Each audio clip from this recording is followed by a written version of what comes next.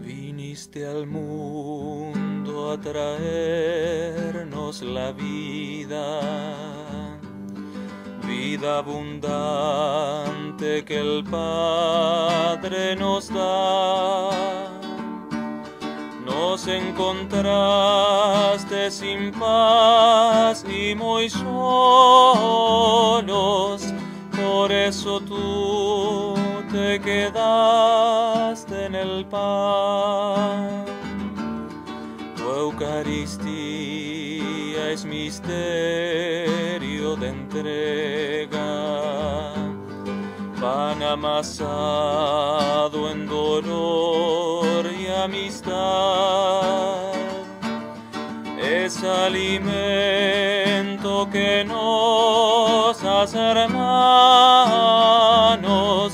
solo en tu amor nos podremos amar. Nos prometiste quedarte por siempre. Si faltas tú, ¿a quién vamos a ir? Quédate aquí, cenaremos contigo.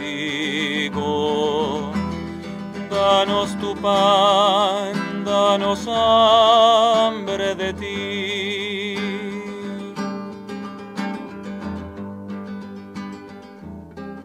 Nos ordenaste remar mar adentro y en tu palabra las redes echar.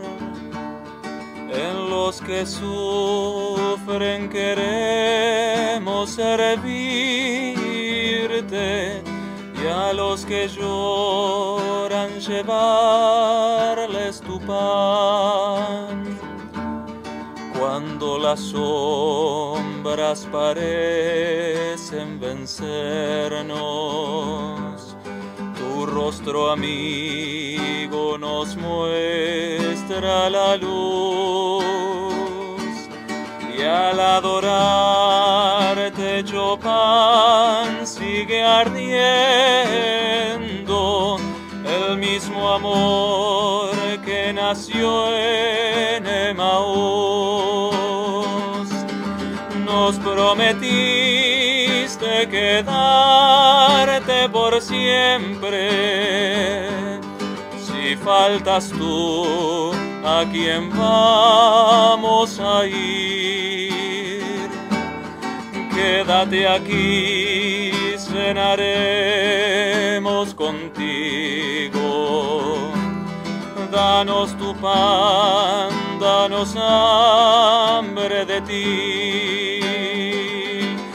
Quédate aquí, cenaremos contigo.